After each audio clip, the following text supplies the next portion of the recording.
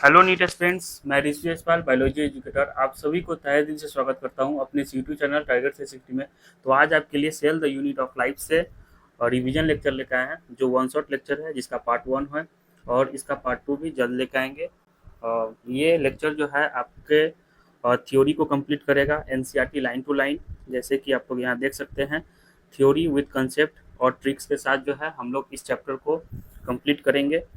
NCERT line to line देखेंगे, NCERT highlights भी है, इसमें आपको एनसीईआरटी हाइलाइट्स भी लेके आए हैं और इसमें पीवाईक्यूज भी इंक्लूडेड है इस सीरीज में और क्वेश्चन प्रैक्टिस भी करेंगे। ओके, तो ये जो रिवीजन लेक्चर है इसमें सब कुछ का कॉम्बो पैक है। एक चैप्टर को कंप्लीट करने के लिए, अगर सपोज डैट एक चैप्टर को कंप्लीट करने की बात बोले तो चैप्टर को कंप्लीट करने के लिए क्या चाहिए? अच्छी कंसेप्ट होनी चाहिए, जो आपका थ्योरी है वो कंप्लीट होना चाहिए, थ्योरी कंप्लीट होना चाहिए, आपका प्रॉपर नोट्स होना चाहिए उस चैप्टर का।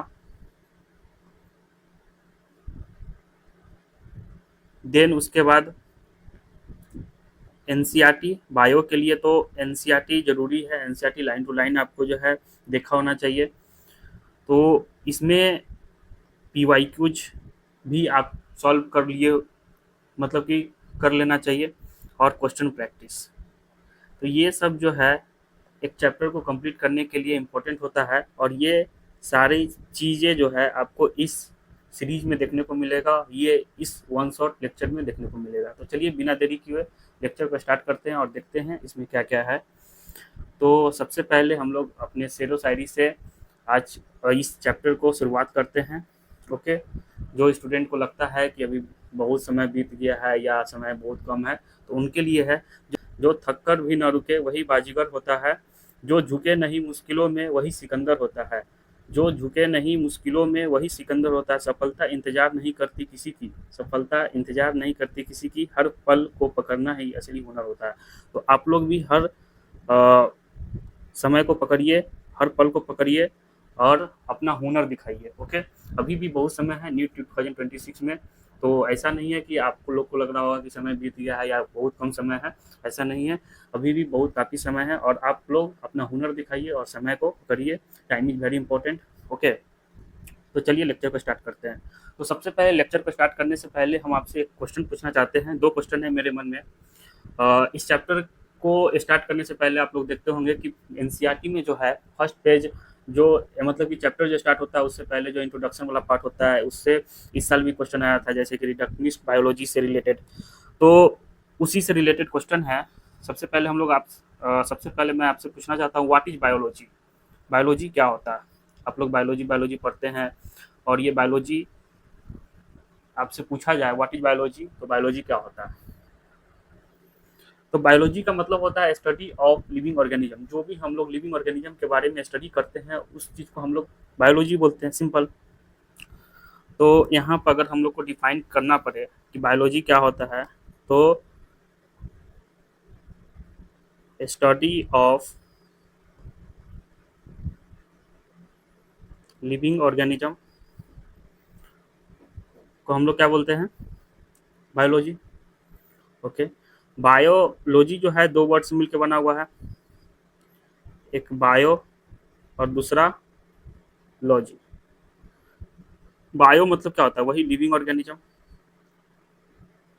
या लाइफ। और लॉजी का क्या मतलब है? लॉजी का मतलब है स्टडी, यानी कि लिविंग ऑर्गेनिज्म का स्टडी। वर्ड में ही छिपा हुआ है बायोलॉजी का डिफिनीशन। तो बायोलॉजी में क्या होता है, जो भी हम लोग लिविंग ऑर्गेनिज्म के बारे में पढ़ते हैं उसको बोलते हैं बायोलॉजी। वही एक टर्म है जो आपके स्टार्टिंग में, चैप्टर के स्टार्टिंग से ही उसमें जो इंट्रोडक्शन वाला पार्ट होता है उसमें व्हाट इज रिडक्शनिस्ट बायोलॉजी है। तो इससे रिलेटेड जो है न्यू 2025 में क्वेश्चन भी देखने को मिला था। तो आप लोग बताइए कि रिडक्शनिस्ट बायोलॉजी क्या होता है? रिडक्शनिस्ट बायोलॉजी मतलब कि हम लोग जो है अपने स्ट्रक्चर या मॉलिक्यूलर स्ट्रक्चर के बेसिस पर किसी भी लिविंग ऑर्गेनिज्म का जो हम लोग स्टडी करते हैं, फिजियोकेमिकल केमिकल स्टडी को हम लोग क्या बोलते हैं? Reductionist biology. तो हम लोग इसको डिफाइन करेंगे, physico chemical approach to study and understand of living organism. Okay, उसको हम लोग बोलते हैं फिजिको रिडक्शनिस्ट बायोलॉजी। तो रिडक्शनिस्ट बायोलॉजी का सिंपल सा मतलब है कि जैसे कि हम लोग के शरीर में जो भी रिस्पायरेटरी सिस्टम या एसटी सिस्टम जो भी केमिस्ट्री लेवल पे जो भी हम लोग के शरीर में जो फंक्शन होता है उसके बारे में फिजिको केमिकल, यानी कि हम लोग एक तरह का केमिस्ट्री जो पढ़ रहे हैं अपने शरीर के बारे में, physico chemical approach to study and understand of living organism, that is known as reductionist biology. Okay, simple. तो इससे रिलेटेड जो है आपके स्क्रीन के सामने यही क्वेश्चन नी 2025 में आया था कि which of the following statement refers to reductionist biology. तो आप लोग प्लीज वीडियो को पॉज करके इसका आंसर बताइए कि इसका आंसर क्या जाएगा।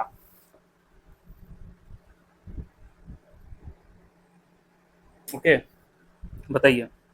आपके स्क्रीन के सामने क्वेश्चन है which of the following statements refers to reductionist biology. तो आप लोग को रिडक्शनिस्ट बायोलॉजी का डिफाइन करना है क्या होता है। नी 2025 में ये क्वेश्चन आया हुआ है इसी साल। जो हम लोग कल्पना नहीं कर सकते हैं कि वहाँ से भी क्वेश्चन आएगा, वहाँ से मतलब इंट्रोडक्शन वाला जो पार्ट होता है उससे भी क्वेश्चन जो है एनटीए वाले ने रखा था उस क्वेश्चन को, रिडक्शनिस्ट बायोलॉजी। तो ये लोग स्टूडेंट क्या करते हैं, ज़्यादातर वो इंट्रोडक्शन वाला पार्ट पढ़ते नहीं हैं और उससे देखिए कि एनटीए क्या किया, उससे क्वेश्चन नी 2025 में डाल दिया। ओके, तो रिडक्शनिस्ट बायोलॉजी क्या होता है, तो अभी जस्ट हम लोग पढ़े हैं कि physico chemical approach to study and understand of living organism. Okay, तो इसका आंसर बी जाएगा। फिजियोलॉजिकल अप्रोच नहीं, केमिकल अप्रोच नहीं, physico chemical approach. Okay, to study and understand of living organism, तो इसका answer B is the correct answer होगा। Okay, now अब आगे बढ़ते हैं cell the unit of life, जो हम लोग का चैप्टर था इसको स्टार्ट करते हैं और समझते हैं कि क्या होता है cell the unit of life. तो cell the unit of life की बात करें तो इसमें जो है सबसे पहला क्वेश्चन है कि एनसीईआरटी फिर जो है आपसे क्वेश्चन पूछता है कि अब आप जो है अपने आसपास देखिए, मतलब कि नज़रें उठाइए और देखिए कि आपके आसपास क्या क्या है। मतलब कि दो ही प्रकार का लिविंग ऑर्गेनिज्म होगा, और मतलब कि सब्सटेंस आपके आसपास में होंगे सराउंडिंग में, या तो लिविंग होंगे या तो नॉन लिविंग होंगे। ओके, समझ रहे हैं। तो अगर आप अपने आसपास के सराउंडिंग में देखिएगा तो क्या दिखेगा, लिविंग या नॉन लिविंग। तो वही चीज क्वेश्चन जो है एनसीईआरटी पूछती है कि what is it that makes an organism living, वो क्या है जो ऑर्गेनिज्म को लिविंग बनाए रखता है। जब हम लोग बात करेंगे things in our surrounding, things in our surrounding, तो दो प्रकार का होगा, या तो इन एनिमेट होगा, एक वर्ड जो है इन एनिमेट आपको देखने को मिलेगा एनसीईआरटी में, और एक एनिमेट। इन एनिमेट का क्या मतलब है, यानी कि जो नॉन लिविंग है, जो क्या है नॉन लिविंग है। ओके, और एनिमेट का क्या मतलब है, जो लिविंग है। तो ऐसा क्या है एनिमेट में, यानी कि लिविंग थिंग्स में, जो नॉन लिविंग थिंग में नहीं है। तो यहीं से चैप्टर की शुरुआत होती है, cell the unit of life. Cell is the basic unit of life. तो व्हाट इज इट दैट, यहीं पे क्वेश्चन है, देखिए जो सबसे पहले आपसे एनसीईआरटी क्वेश्चन पूछती है, what is it that in animate thing does not have which a living thing has, वो क्या है जो इन एनिमेट थिंग में नहीं देखने को मिलता है और लिविंग थिंग में देखने को मिलता है। तो वो है आपका cell. Cell is the basic unit of life which is present in living organism।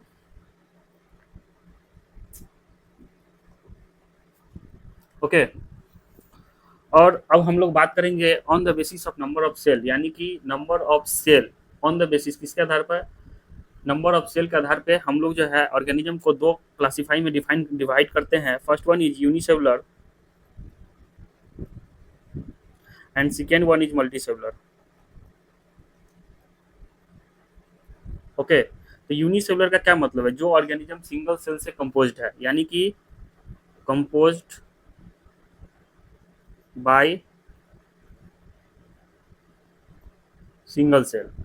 और मल्टी सेलुलर का मतलब million billion of cell, thousand of cell, यानी कि मतलब कि एक से ज़्यादा बिलियन ऑफ सेल्स में जो है जो मल्टी सेल देखने को मिलता है। सिंपल मल्टी सेल लिख देते हैं, जो ऑर्गेनिज्म मल्टी सेल देखने को मिलता है। तो हम लोग नंबर के आधार पे ऑर्गेनिज्म को दो भागों में बांटते हैं। First one is unicellular and second one is multicellular. Okay, now आगे बढ़ते हैं और देखते हैं कि unicellular organism are capable of, देखिए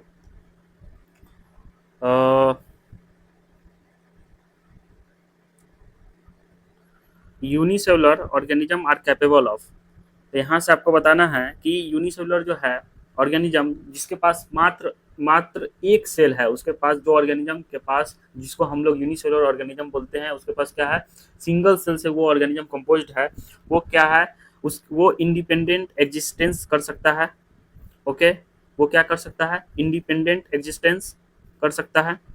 okay, second one is performing the essential function of life, और वो अपने लाइफ को जीने के लिए सारे एसेंशियल फंक्शन को खुद वो सिंगल सेल परफॉर्म कर सकता है। तो वो उसके पास क्षमता होती है यूनिसेलुलर ऑर्गेनिज्म के पास, वो उसके पास कैपेबिलिटी होती है कि वो इंडिपेंडेंट एग्जिस्टेंस है, किसी के ऊपर डिपेंड नहीं है, वो सिंगल सेल ही है और उसके सिंगल सेल में ही सारे फंक्शन अपने लाइफ को जीने के लिए जो भी एसेंशियल फंक्शन होगा वो अपना पूरा करेगा। कुछ की पॉइंट है इस चैप्टर से रिलेटेड, मतलब इस पॉइंट से related, anything less than a complete structure of cell, यानी कि सेल, एक सिंगल सेल में से आप किसी भी स्ट्रक्चर को, मतलब कि सेल में क्या होता है, बहुत सारा जो है उसके अंदर जो है साइटोप्लाज्म है, न्यूक्लियस है, न्यूक्लियोइड है, अगर हम प्रोकैरियोट सेल की बात करें राइबोसोम्स वगैरह है, न्यूक्लियोइड है, प्लाज्मिड है। तो anything less than a complete structure, जो कंप्लीट स्ट्रक्चर होना चाहिए सेल का, उसमें से अगर हम लोग कुछ भी लेस कर देते हैं तो क्या होगा, does not ensure independent living, तो वो जो है इंडिपेंडेंट लिविंग नहीं कर पाएगा। इसलिए हम लोग क्या बोलते हैं, cell is the fundamental structure and functional unit of living organism. Okay, इसलिए हम लोग क्या बोलते हैं, hence cell is the fundamental structural and functional unit of living organism, जो हम लोग बचपन से पढ़ते आ रहे हैं, सेल को क्या बोलते हैं, cell is the fundamental structural and functional unit of life living organism. Okay, तो ये अपना इसी मतलब कि एक एक सेल से जो है एक लिविंग ऑर्गेनिज्म का ढांचा, जो उसका शरीर है वो क्या है, तैयार हुआ है, वो सारे एसेंशियल फंक्शन जो उसके जीने के लिए लिविंग ऑर्गेनिज्म की जरूरत होती है वो सेल के अंदर जो है रन होता है। तो इसलिए इसको हम लोग क्या बोलते हैं, fundamental structure and functional unit of living organism. Now आगे बढ़ते हैं, ये तो सिंपल था। तो चलिए देखते हैं एनसीईआरटी को। आपको बताए थे कि एनसीईआरटी लाइन टू लाइन हम लोग देखेंगे इसमें। तो जब आप लोग when you look around you see both living and non living thing, जब आप लोग जो है अपने सराउंडिंग में देखिएगा तो आप लोग को देखिएगा कि आप लिविंग और नॉन लिविंग थिंग दोनों टाइप की लिविंग थिंग्स को देखते हैं। You must have wondered and ask yourself, आप लोग अपने आप से पूछिए, what is that makes an organism living और what is that animate thing does not have which a living thing has, जो लिविंग थिंग के पास है वो नॉन लिविंग थिंग के पास नहीं है, वो क्या है। The answer to this question the presence of the basic unit of life, यानी कि the cell in all living organism, यानी कि सेल जो है बेसिक यूनिट ऑफ लाइफ है जो सारे लिविंग ऑर्गेनिज्म में होता है। Okay, all organism are composed of cell, सारे ऑर्गेनिज्म सेल से बने हुए हैं। Some are composed of single cell and are composed of unicellular organism, while others like us composed of many cell, जो बहुत सारे सेल से बने हुए हैं। Many cell are called multi cellular organism. Okay, उसको क्या बोलते हैं हम लोग, मल्टी सेलुलर ऑर्गेनिज्म। ठीक है, यहाँ तक बात क्लियर हो गया होगा। ठीक है, what is a cell, cell क्या होता है। तो यूनिसेलुलर ऑर्गेनिज्म, अभी जस्ट हम लोग बात किए हैं, unicellular organism are capable of independent existence, वो इंडिपेंडेंट एग्जिस्टेंस को कर सकता है। Performing essential function of life, वो अपने लाइफ को जीने के लिए एसेंशियल फंक्शन को परफॉर्म कर सकता है। ओके, और यहाँ पर देखिए, anything less than a complete structure of a cell does not ensure independent living, और अगर आप लोग एनीथिंग लेस देन, एक कोई सा भी स्ट्रक्चर सेल के अंदर से निकाल देते हैं तो वो इंडिपेंडेंट लिविंग रहने के अब मतलब कि एबल नहीं होगा। Ensure independent living, does not ensure. Okay, cell, इसलिए हम लोग बोलते हैं cell is the fundamental structural and functional unit of living organism. Okay, now अब हम लोग डिस्कवरी की बात करते हैं, जैसे कि सीन फर्स्ट डेट सेल। तो आप लोग इस चैप्टर को जरूर पढ़े होंगे, जो स्टूडेंट नहीं पढ़े हैं उनको लिए तो है ही, जो पढ़े हैं वो बताएंगे कि सीन फर्स्ट डेट सेल, यानी कि डिस्कवरी की बात हम लोग कर रहे हैं। तो फर्स्ट डेट सेल को फर्स्ट बार देखने के बाद और उनका स्ट्रक्चर देने वाले कौन से साइंटिस्ट थे, तो वो थे आपके Robert hook.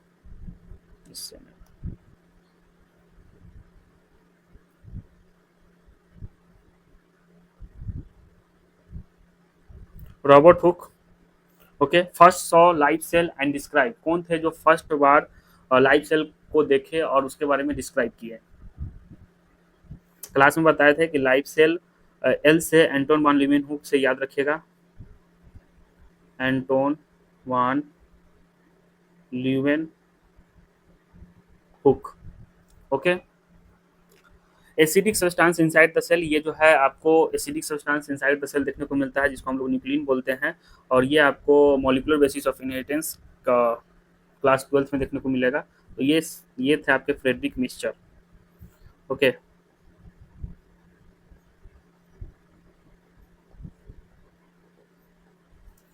Discover nucleus, nucleus को डिस्कवर करने वाले रॉबर्ट ब्राउन।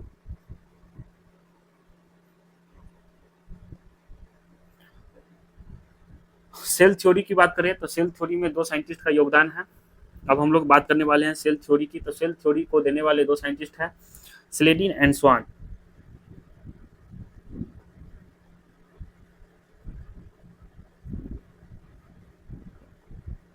स्लेडिन जो है एक जर्मन बोटेनिस्ट थे,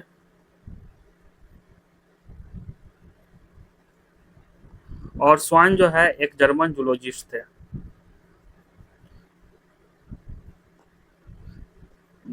ओल्ड एनसीईआरटी में यहाँ पहले जो है, ये तो एज पर न्यू एनसीईआरटी है, एज पर न्यू एनसीईआरटी।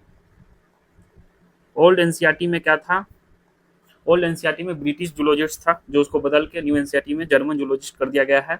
ये स्लेडिन जो है ये अपना थ्योरी 1838 में देते हैं, और ये जो है स्वान अपना 1839 में देते हैं। ओके,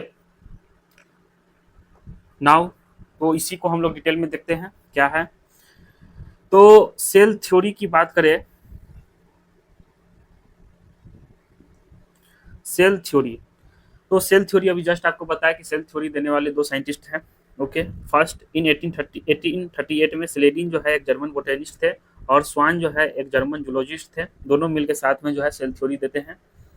ठीक है, ये क्या करते हैं, examine large number of plants. ये लार्ज नंबर ऑफ प्लांट्स पे क्या करते हैं, एग्जामिन करते हैं।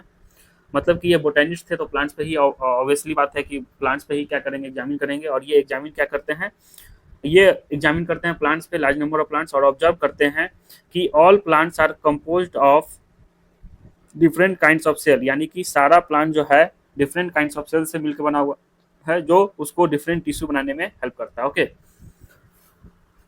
नाउ अब हम लोग बात करेंगे स्वान साहब के बारे में। तो स्वान साहब जो है एक जर्मन जूलॉजिस्ट थे, और ये प्लांट और एनिमल दोनों पे ही स्टडी किए थे। ओके, ये सिर्फ प्लांट पे किए थे स्लेडिन, और लेकिन स्वान जो है दोनों पे स्टडी किए थे। तो study on different types of animal cell, यानी कि different types of animal cell पे ये क्या करते हैं, स्टडी करते हैं स्वान साहब। और ये क्या ऑब्जर्व करते हैं, ये ऑब्जर्व करते हैं they have a thin outer layer. जो एनिमल सेल है उसके सराउंडिंग में जो है एक थिन आउटर लेयर है, जिसको हम लोग आज के समय में प्लाज्मा मेम्ब्रेन के नाम से जानते हैं, जिसको आज के समय में हम लोग प्लाज्मा मेम्ब्रेन के नाम से जानते हैं। और प्लांट सेल के पास एक यूनिक कैरेक्टर है जो उसके आउटर बाउंड्री को कवर करके रखता है, जिसको हम लोग सेल वाल बोलते हैं। ओके, तो इसके पास सेल वाल प्रेजेंट है। तो ये बताने वाले कौन थे, आपके स्वान साहब थे।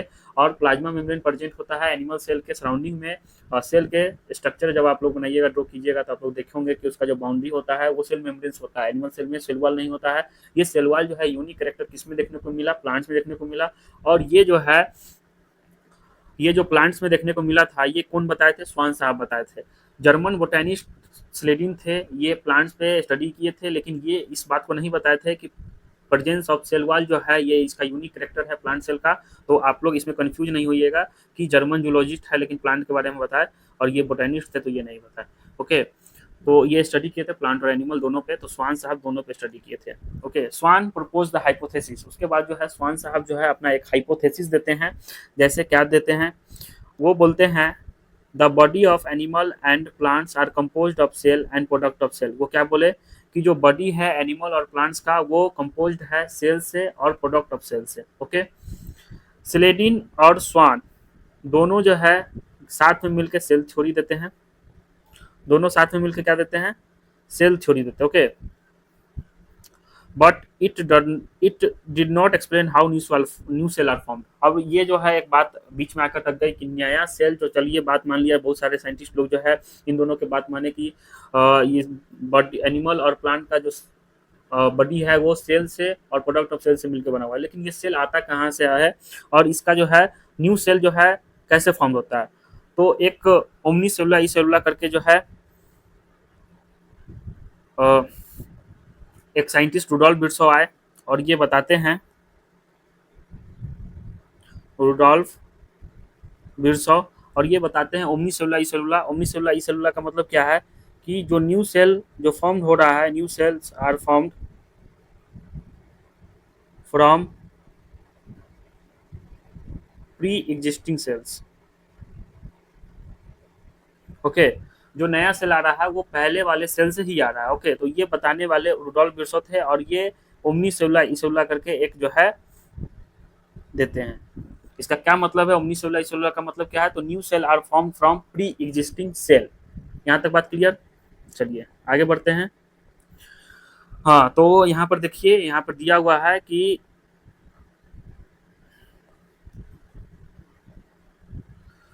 ओमनी सेलुला ई सेलुला का क्या मतलब है कि cell divide and new cell are formed from pre existing cell. Okay, omnis cellula e cellula का क्या मतलब है, सेल जो डिवाइड हो रहा है और नया सेल जो बन रहा है वो प्री एग्जिस्टिंग सेल से ही आ रहा है। रुडोल्फ बिरसो मॉडिफाई करते हैं सेल थ्योरी को और सेल थ्योरी को एक फाइनल शेप देते हैं and give a final shape.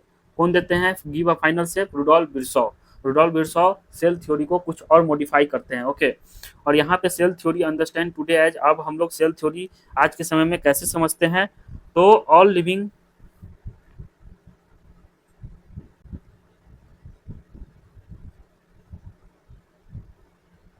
organism are composed of cell and product of cells। Okay, दूसरा कि न्यू सेल जो फॉर्म हो रहा है, new cells are formed from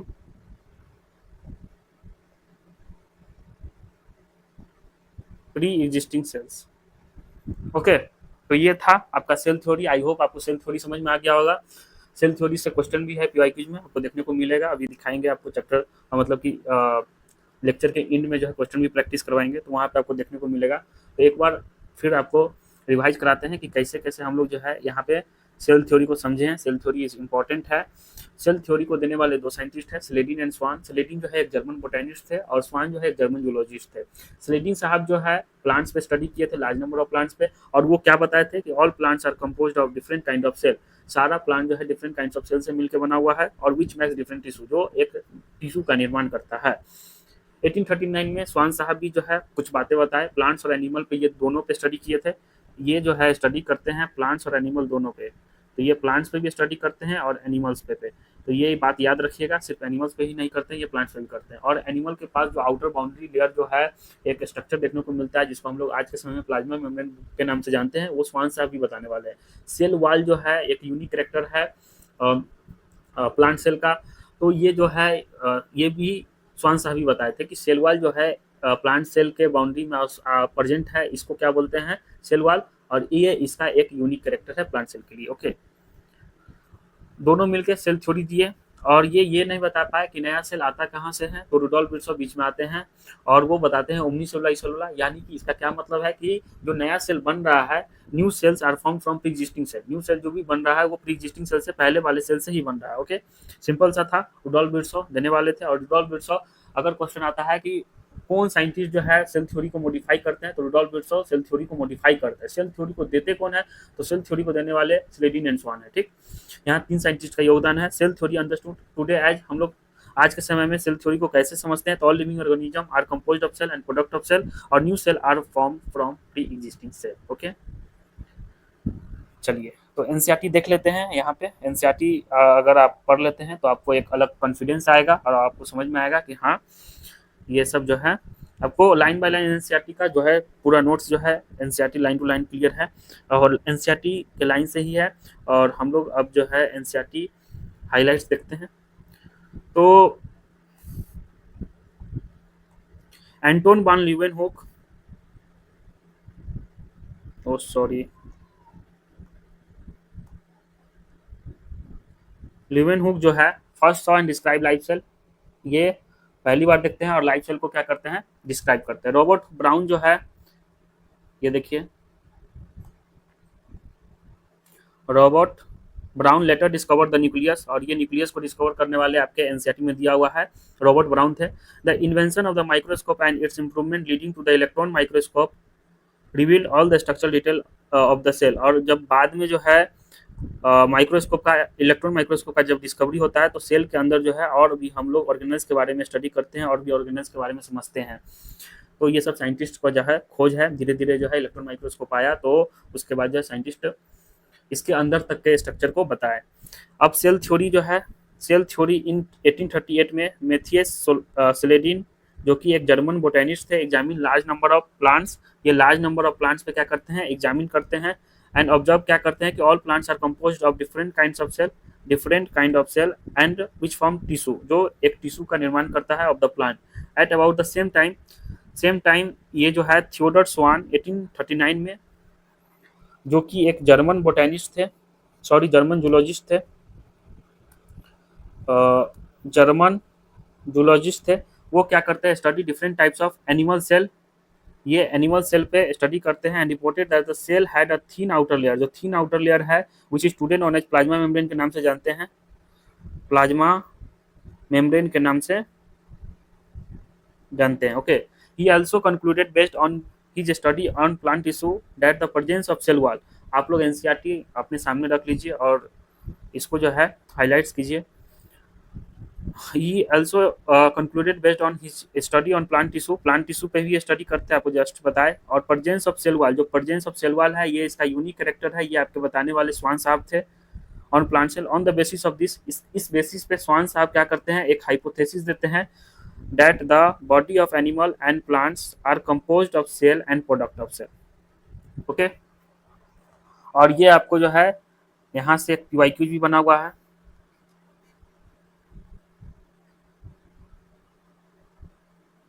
यहाँ से आपका एक पीवाईक्यू भी बना हुआ है, आपको दिखाएंगे। सेल थ्योरी से क्वेश्चन आया हुआ है तो इम्पोर्टेंट है।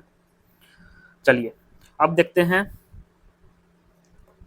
कि स्लेडिन एंड स्वान जो है दोनों साथ में मिलकर together formulated the cell theory, दोनों मिलकर क्या करते हैं, सेल थ्योरी को देते हैं। This theory however did not explain, ये थ्योरी जो है एक चीज को एक्सप्लेन नहीं कर पाया कि how new cell were form, new cell कहाँ से आ रहा है, ये इंपॉर्टेंट है। रुडोल्फ बिरसो साहब का तब एंट्री होता है और रुडोल्फ बिरसो साहब अब आ गए और बोलते आए क्या बोलते आए, ओमनी सेलुला सेलुला, ओमनी सेलुला सेलुला, और ये क्या बोलते आए, अप्पा जप्पा जप्पा नहीं था, वही उसी टाइप का जो है ये बोलते हैं ओमनी सेलुला सेलुला। और इसका क्या मतलब है, तो ओमनी सेलुला सेलुला का मतलब है first explain that cell divided and new cell are formed from pre existing cell. Simple सा मतलब है, इससे 2019 में क्वेश्चन भी आया हुआ है। और ये और ही मॉडिफाइड, यही जो है मॉडिफाई करते हैं, यहीं पे देखिए यहाँ पर है ना, he modified the hypothesis of Schleiden and Schwann, जो हाइपोथेसिस था स्लेडिन एंड स्वान साहब का, to give a cell theory, और सेल थ्योरी को एक फाइनल शेप देते हैं। सेल थ्योरी को आज हम लोग किस तरह से जानते हैं, तो all living organism are composed of cell and product of cell. Okay, और all cell arise from pre existing cell. Okay, simple था, यहाँ तक सेल थ्योरी समझ में आ गया होगा आई होप। चलिए अब हम लोग आगे बढ़ते हैं, एक छोटा सा topic and overview of cell है, इसके बारे में समझते हैं। तो जब हम लोग इसमें आते हैं, जैसे कि एनसीईआरटी ओनियन पिल सेल को लेती है और ह्यूमन चिक सेल को लेती है। ओनियन पिल सेल एक प्लांट सेल है और ह्यूमन चिक सेल एक एनिमल सेल है। तो ये एक एनिमल सेल है। तो यहाँ पे एक सिंपल सा हम लोग डिफरेंस देखेंगे प्लांट सेल और एनिमल सेल के बीच में। ओके, जो आउटर मोस्ट लेयर है plant cell, onion peel cell है, तो ये प्लांट सेल है। और अभी जस्ट हम लोग बात किए हैं कि जो आउटर मोस्ट बाउंड्री होता है प्लांट सेल का वो सेल वॉल होता है, सिंपल सा है। तो इसका आउटर मोस्ट लेयर क्या है, सेल वॉल, और इसका आउटर मोस्ट लेयर क्या है, प्लाज्मा मेम्ब्रेन।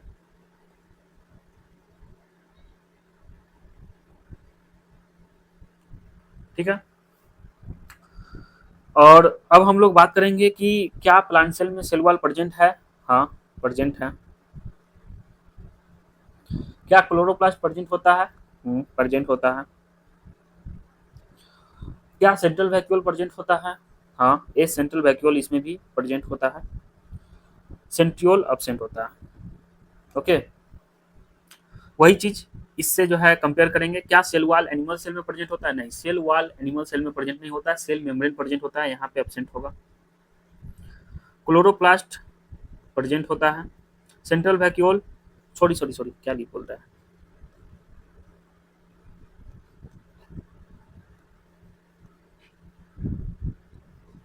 क्लोरोप्लास्ट एब्सेंट होता है, सेंट्रल वैक्यूल भी एब्सेंट होता है, और सेंट्रियोल प्रेजेंट होता है। ओके, सेंट्रियोल क्या होता है, प्रेजेंट होता है। तो ये सेंट्रियोल जो है क्या करने में हेल्प करता है, तो ये आपको सेल डिवीजन कराने में हेल्प करता है, एनिमल सेल में, help in cell division. Okay, अब हम लोग बात करते हैं, अब हम लोग प्रोकैरियोटिक और यूकैरियोटिक के बारे में बात करेंगे, जिसके पास जैसे कि on the basis of sorry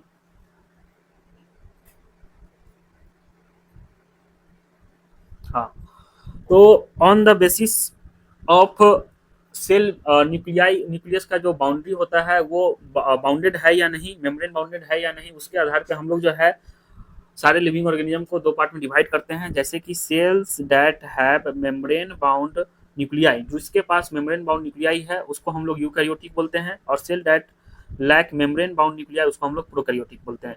eukaryotic का क्या मतलब है, यूकैरियोटिक जो है नाम से आप लोग को क्लियर हो रहा होगा, यू जो है, यू का मतलब होता है ट्रू या एडवांस, और कैरियोटिक का क्या मतलब है, न्यूक्लियस। यानी कि जो यूकैरियोटिक होता है उसके पास ट्रू न्यूक्लियस प्रेजेंट होता है, और प्रोकैरियोटिक के पास किसी प्रकार का ट्रू न्यूक्लियस प्रेजेंट नहीं होता है, इसके पास न्यूक्लियोइड प्रेजेंट होता है, इसके पास न्यूक्लियोइड प्रेजेंट होता है, और ये जो है मेम्ब्रेन लेस होता है, मेम्ब्रेन इसके पास किसी प्रकार का न्यूक्लियोइड के आसपास में मेम्ब्रेन बाउंड स्ट्रक्चर देखने को नहीं मिलता है। तो cells that lack membrane bound nuclei that is called nucleoid, simple है। और जिसके पास यूकैरियोटिक और प्रोकैरियोटिक में फिर जो है आपको डिफरेंस बता देते हैं, सिंपल सा है। यूकैरियोटिक नाम से क्लियर है, यू मतलब ट्रू और कैरियोटिक मतलब न्यूक्लियस। तो ट्रू न्यूक्लियस जिसके पास प्रेजेंट है, यानी कि एडवांस न्यूक्लियस प्रेजेंट है, यानी कि बोले तो इसके बाउंड्री जो है मेम्ब्रेन बाउंड न्यूक्लियस प्रेजेंट है, उसको हम लोग बोलते हैं यूकैरियोटिक। और प्रोकैरियोटिक मतलब कि किसी प्रकार का मेम्ब्रेन बाउंड न्यूक्लियाई प्रेजेंट नहीं होता है, इसके पास लैक होता है, उसको हम लोग बोलते हैं प्रोकैरियोटिक। ओके, सिंपल है, और इसके पास न्यूक्लियोइड प्रेजेंट होता है। ठीक है, आगे बढ़ते हैं। अब हम लोग बात करेंगे साइटोप्लाज्म और न्यूक्लियस के बारे में। ओके, तो ये एक जो है एक छोटा मोटा जो है एक सेल का स्ट्रक्चर है, अभी डिटेल में स्ट्रक्चर नहीं बनाया है, सिर्फ आपको एक साइटोप्लाज्म और न्यूक्लियस का कंसेप्ट देना है। थोड़ा थोड़ा धीरे धीरे आगे बढ़ेंगे, एडवांस मतलब कि जीरो से स्टार्ट कर रहे हैं और एडवांस तक ले जाएंगे आप लोग को। तो जब हम लोग बात करते हैं साइटोप्लाज्म की, सबसे पहले न्यूक्लियस देख लेते हैं। तो सेल के बीचों बीच न्यूक्लियस प्रेजेंट है, और न्यूक्लियस क्या कंटेंट करता है, डेंस मेम्ब्रेन बाउंड स्ट्रक्चर होता है। मतलब कि न्यूक्लियस क्या है, एक डेंस मेम्ब्रेन बाउंड स्ट्रक्चर होता है, डेंस मेम्ब्रेन बाउंड स्ट्रक्चर होता है जो क्या कंटेंट करता है, क्रोमोजोम। यहाँ पे आपको दिख रहा होगा ये क्या है, क्रोमोजोम। ओके, और ये क्या था, न्यूक्लियस। और ये कंटेंट क्या करता है, जेनेटिक मटेरियल को, क्रोमोजोम कंटेंट जेनेटिक मटेरियल। तो सेल के बीचों बीच nucleus, dense membrane bound structure, that is called nucleus. अगर क्वेश्चन आता है डेंस मेम्ब्रेन बाउंड स्ट्रक्चर को हम लोग क्या न्यूक्लियस बोलते हैं, तो यस ऑब्वियसली न्यूक्लियस बोलते हैं। और अब हम लोग न्यूक्लियस और जो प्लाज्मा मेम्ब्रेन के बीच में जो ये जो फ्लूइड प्रेजेंट है, इसमें सेमी फ्लूइड मैट्रिक्स इसको बोलते हैं, that is called cytoplasm. Okay, इसको क्या बोलते हैं, साइटोप्लाज्म। ये जो फ्लूइड प्रेजेंट है सेल में, जहाँ पे केमिकल रिएक्शन चलता है, इसको हम लोग क्या बोलते हैं, साइटोप्लाज्म। तो मेन एरेना होता है सेलुलर एक्टिविटीज के लिए। तो ये क्या है, main arena of cellular activities in both plant और एनिमल सेल, दोनों प्लांट और एनिमल सेल में मेन एरेना होता है। ओके, ये वेरियस केमिकल रिएक्शन इसके अंदर चलते रहता है, साइटोप्लाज्म में ही होता है, to keep the cell in the living state, living state में सेल को रखने के लिए ये इंपॉर्टेंट है। Now beside nucleus eukaryotic cell have other membrane bound organelles, यानी कि न्यूक्लियस के अलावा भी यूकैरियोटिक सेल के पास जो है अदर मेम्ब्रेन बाउंड ऑर्गेनेल्स होता है। तो चलिए उस पर हम लोग देख लेते हैं कि क्या क्या होता है। तो जैसे कि माइटोकॉन्ड्रिया हो गया, क्लोरोप्लास्ट हो गया, इंडोप्लाज्मिक रेटिकुलम हो गया,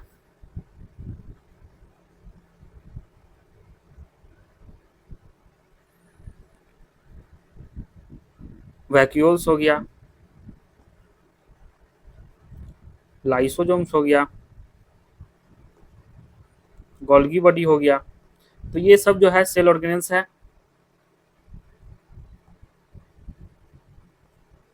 यानी कि सेल के अंदर मिलते हैं सेल ऑर्गेनल्स। इसके बारे में भी डिटेल में हम लोग वन बाय वन करके देखेंगे। तो आज तो हम लोग बेसिकली प्रोकैरियोट्स के बारे में पढ़ रहे हैं, प्रोकैरियोटिक सेल के बारे में भी पढ़ेंगे, यूकैरियोटिक सेल सेकेंड पार्ट में स्टार्ट करेंगे। और ये जो है क्या है, मेम्ब्रेन बाउंड है। ओके, अब हम लोग आगे बढ़ते हैं।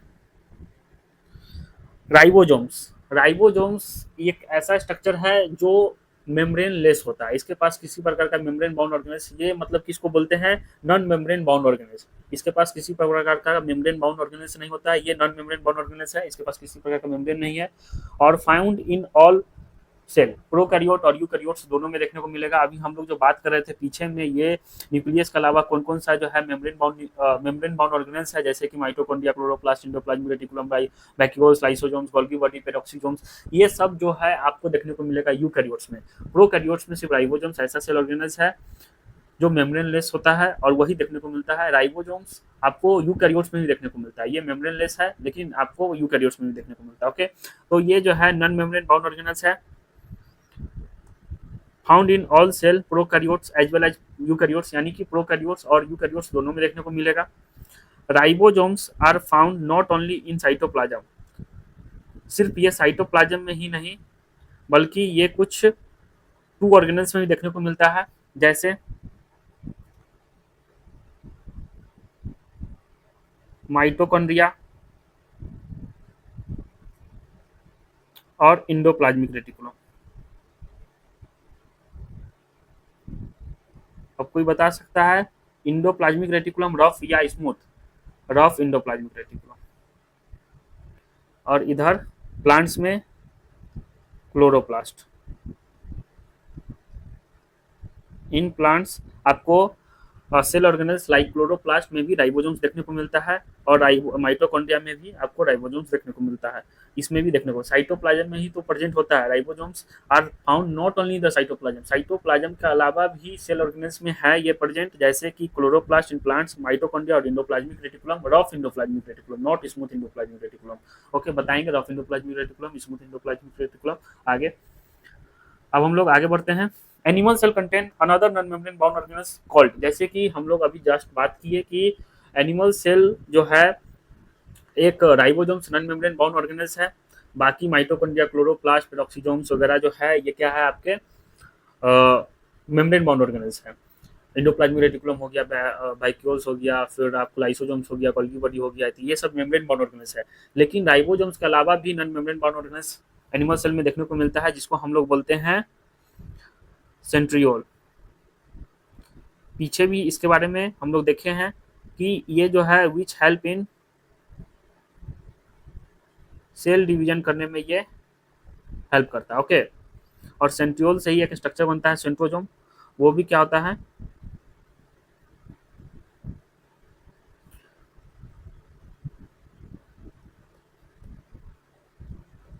नॉन मेम्ब्रेन बाउंड ऑर्गेनेल्स होता है। ओके, अब हम लोग कुछ साइजेस की बात कर लेंगे। साइजेस जैसे कि माइकोप्लाज्मा हो गया, तो माइकोप्लाज्मा का साइज आप लोग बता सकते हैं कि कितना होता है? एनसीईआरटी में गिवन है, मतलब कि माइकोप्लाज्मा बैक्टीरिया, आरबीसी वायरस जो फिगर में है या थ्योरी में गिवन है, इससे रिलेटेड बाई चांस अगर क्वेश्चन आ जाए तो ये इसके साइज को भी देख लेते हैं। तो माइकोप्लाज्मा की साइज की बात करें तो इसका साइज जो होता है 0.3 माइक्रोमीटर होता है। ओके, बैक्टीरिया की बात करें तो 3 to 5 माइक्रोमीटर होता है। आरबीसी की बात करें तो 7 माइक्रोमीटर इन डायमीटर होता है।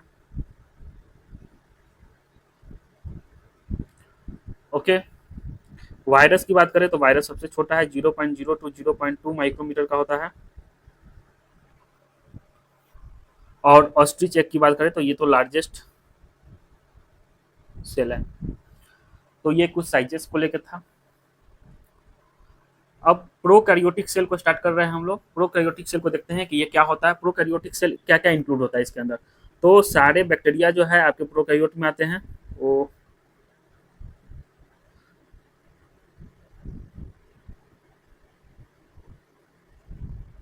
सारे बैक्टीरिया आपके प्रोकैरियोट्स में आते हैं, जैसे साइनोबैक्टीरिया, जिसको आप लोग प्यार से ब्लू ग्रीन एल्गी भी बोलते हैं, माइकोप्लाज्मा, ये सब क्या है आपके प्रोकैरियोटिक सेल में आते हैं। ओके, प्रोकैरियोटिक सेल की फीचर्स की बात करें तो ये स्मॉल साइज का होता है और ये मल्टीप्लाई खुद को फास्टर मल्टीप्लाई करता है। ओके, फास्टर मल्टीप्लाई करता है। प्रोकैरियोटिक सेल में क्या क्या आते हैं, सारे बैक्टीरिया आपके आते हैं, cyanobacteria, blue green algae, mycoplasma, ये सब जो है ईपीएलओ, तो ये सब आपके प्रोकैरियोटिक सेल में आते हैं। 5 किंगडम की बात करते हैं, आपको 5 किंगडम बायोलॉजिकल क्लासिफिकेशन से रिलेट कराते हैं कि 5 किंगडम क्लासिफिकेशन जो है आपको आपके आर.एच. विटेकर साहब दिए थे 1969 में। और ये 5 किंगडम क्लासिफिकेशन में जैसे कि सारे लिविंग ऑर्गेनिज्म को 5 किंगडम में क्लासिफाई किए, Monera, protista, fungi, Plantae, Animalia. तो ये जो आपका मोनेरा, जो फर्स्ट किंगडम यहाँ पे आपको मोनेरा दिख रहा है, ये है आपका प्रोकैरियोटिक सेल, ये प्रोकैरियोटिक ऑर्गेनिज्म है। इसके पास प्रिमिटिव न्यूक्लियस होता है। प्रोकैरियोटिक मतलब प्रिमिटिव न्यूक्लियस, प्रो का मतलब प्रिमिटिव और कैरियोटिक का मतलब न्यूक्लियस। ओके, और यहाँ जो आपको प्रोटिस्टा, फंगाई और प्लांटी, एनिमलिया जो दिख रहा है, ये सब आपके क्या है, यूकैरियोटिक सेल है। ओके, प्रोटिस्टा जो है आपका यूनिसेलुलर यूकैरियोटिक सेल है, अब बाकी ये मल्टीसेलुलर यूकैरियोटिक सेल है। ओके, मल्टीसेलुलर यूकैरियोटिक सेल है। यूकैरियोटिक सेल के पास क्या होता है, आपको जस्ट पता है कि वेल डिफाइंड न्यूक्लियस होगा और न्यूक्लियस मेम्ब्रेन प्रेजेंट होगा। ओके, प्रिमिटिव न्यूक्लियस कहने का क्या मतलब है, लैक मेम्ब्रेन बाउंड ऑर्गेनल्स, इसके पास मेम्ब्रेन बाउंड ऑर्गेनल्स प्रेजेंट नहीं होता है, और लैक मेम्ब्रेन बाउंड न्यूक्लियाई, इसके पास न्यूक्लियाई भी membrane bound, less membrane bound होता है। ओके, अब हम लोग एक स्ट्रक्चर देखते हैं सेल का। ओके, तो ये जो सेल का स्ट्रक्चर है, सबसे पहले सेल के स्ट्रक्चर की बात करें, प्रोकैरियोटिक सेल का ये स्ट्रक्चर है।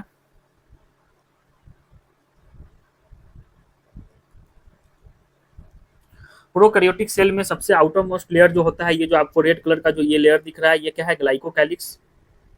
ओके, ये क्या है, ग्लाइकोकैलिक्स। ये जो ब्लैक कलर से उसके बाद जो दिख रहा है, ये है सेल वॉल, और ये जो ब्लू कलर से दिख रहा है, ये है सेल मेम्ब्रेन। ये तीनों मिलके क्या बनाते हैं, सेल इन्वेलप बनाते हैं। ये है आपका सेल इन्वेलप, यानी कि ग्लाइकोकैलिक्स। अभी तक आप लोग सेल वॉल और सेल मेम्ब्रेन आउटर बाउंड्री देखे थे, लेकिन अब जो है ग्लाइकोकैलिक्स का ही भी इन्वॉल्वमेंट हो गया है। बैक्टीरिया के अंदर ग्लाइकोकैलिक्स होता है, और ये जो है ग्लाइकोकैलिक्स, सेल वॉल और सेल मेम्ब्रेन तीनों मिलकर क्या बनाते हैं, सेल इन्वेलप बनाते हैं। ओके, तो यहाँ पर ये तीनों मिलकर क्या बनाए, ये और ये तीनों मिलकर सेल इन्वेलप बनाए। ओके, और जो प्लाज्मा मेम्ब्रेन का जो है एक्सटेंशन देखने को मिलता है, और वो एक एक्सटेंशन जो प्लाज्मा मेम्ब्रेन का यहाँ पे आप एक्सटेंशन देखने को दिख रहा होगा, ये ट्यूब्यूल लाइक स्ट्रक्चर है, ये जो वेसिकल लाइक स्ट्रक्चर है, और ये जो आपको लैमिली लाइक स्ट्रक्चर जो है, ये आपको जो स्ट्रक्चर देखने को मिल रहा है, इसको बोलते हैं मीजोजोम। तो मीजोजोम क्या है, एक स्पेशल मेम्ब्रेनस स्ट्रक्चर है, एक स्पेशल मेम्ब्रेनस स्ट्रक्चर है, जो कैसे फॉर्म हुआ है, form by the extension of plasma membrane into the cell, यानी कि प्लाज्मा मेम्ब्रेन का एक्सटेंशन हुआ है इनसाइड द सेल, ये कुछ इस प्रकार।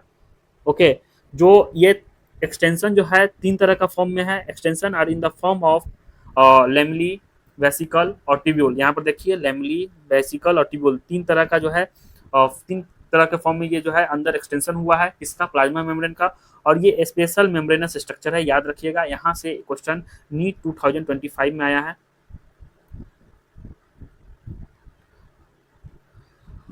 और ये स्पेशल मेम्ब्रेनस स्ट्रक्चर है, और ये फाउंड हुआ extension of plasma membrane into the cell. Okay, और एक स्ट्रक्चर आपको क्रोमैटोफोर्स के बारे में बता दें, तो क्रोमैटोफोर्स जो है ये क्या होता है, कंटेन पिगमेंट इन साइनोबैक्टीरिया, यानी कि इसका भी क्या हुआ है, क्रोमैटोफोर्स यानी कि extension of plasma membrane into the cytoplasm, into the cytoplasm. और ये साइटोप्लाज्म का अंदर मतलब कि प्लाज्मा मेम्ब्रेन का साइटोप्लाज्म अंदर जो है एक एक्सटेंशन हुआ है, और इसके बीच में क्रोमैटोफोर जो है आके जुड़ गया है। कंटेन जो क्रोमैटोफोर क्या है, इस कंटेन पिगमेंट, और साइनोबैक्टीरिया में ये देखने को मिलता है। अब आगे बढ़ते हैं और देखते हैं फंक्शन ऑफ मीजोजोम्स। यहीं से जो है नीट 2025 में जो है आपको क्वेश्चन ये PYQ है नीट का, इस स्लाइड से क्वेश्चन जो है इस बार भी पूछा गया है। मीजोजोम्स की फंक्शन की बात करें, मीजोजोम्स आप लोग समझ होंगे कि यानी कि प्लाज्मा मेम्ब्रेन जो था, पहला लेयर आपका glycocalyx, cell wall, cell membrane का जो है एक्सटेंशन देखने को मिलता है, और ये एक्सटेंशन की वजह से इसका कुछ फंक्शन है जो कैचिंग में हेल्प करता है, सेल वॉल फॉर्मेशन में हेल्प करता है, सेल डिवीजन में हेल्प करता है, डीएनए रेप्लिकेशन में हेल्प करता है, रिस्पायरेशन में हेल्प करता है, सिक्रेशन में हेल्प करता है, increase the surface area of the plasma membrane, और एंजाइमेटिक कंटेंट को ये क्या करता है, इंक्रीज करता है। ओके, यहाँ तक बात क्लियर है? ठीक है, अब हम लोग सेल इन्वेलप की बात कर रहे थे। सेल इन्वेलप अभी जस्ट आपको बताया कि सेल इन्वेलप जो है 3 लेयर का है, बताइए, ग्लाइकोकैलिक्स और सेल वॉल, और third one is cell membrane. Okay, तो ये है ग्लाइकोकैलिक्स, ये है सेल वॉल, और ये है सेल मेम्ब्रेन। तो यहाँ पर देखते हैं ग्लाइकोकैलिक्स जो है एक आउटर मोस्ट लेयर है, और ये आउटर मोस्ट लेयर है। सेल वॉल जो है, सेल वॉल का क्या फंक्शन है, provide shape of the cell, cell को जो है एक शेप जो प्रोवाइड करता है ये सेल वॉल ही करता है। सेल को एक स्ट्रक्चर जो एक शेप मिलता है, एक शेप जो गेन करता है सेल, वो किसके वजह से गेन करता है, ये सेल वॉल के वजह से गेन करता है। ओके, तो ये क्या चीज का इसका फंक्शन है, provide shape of the cell, prevent bacteria from bursting, bacteria को ब्रस्टिंग से भी बचाता है। और ये क्या चीज का होता है, ये पेप्टाइडोग्लाइकेन का होता है।